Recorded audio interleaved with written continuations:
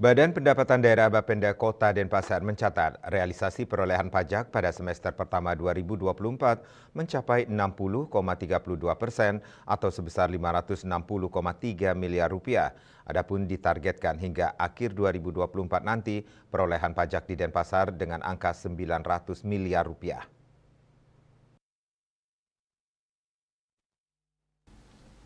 Hal tersebut diungkapkan oleh Kepala Bapenda Denpasar IGN Edi Mulia Rabu 10 Juli.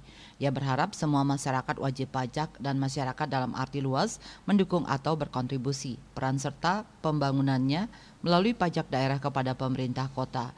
Dia menyebutkan dari 9 jenis pajak, 4 posisi teratas dengan perolehan pajak tertinggi, yakni pajak restoran sebesar 160,9 miliar rupiah, pajak BPHTB 125,2 miliar rupiah, PPJ 108,4 miliar rupiah, dan pajak-pajak hotel 104,6 miliar rupiah.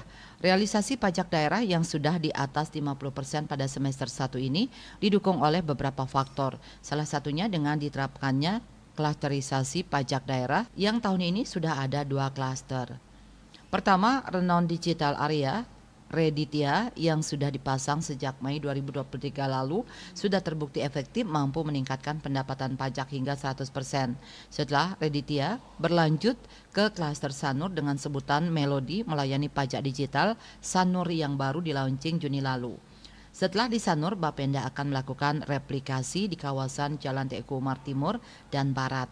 Untuk TK Umar Timur akan diberi nama Pak Ketut atau Pajak Kawasan Ekonomi TK Umar Timur. Selanjutnya untuk di TK Umar Barat akan diberi nama Ketumbar atau Kawasan Ekonomi TK Umar Barat dan berlanjut di kawasan Jalan Gatot Subroto Gatsu dengan sebutan Pawon Pajak Online Gatsu.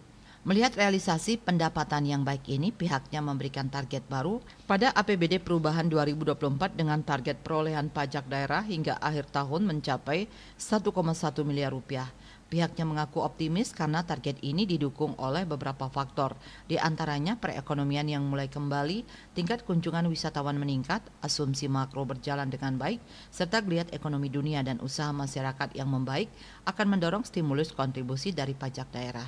Bisnis Bali melaporkan.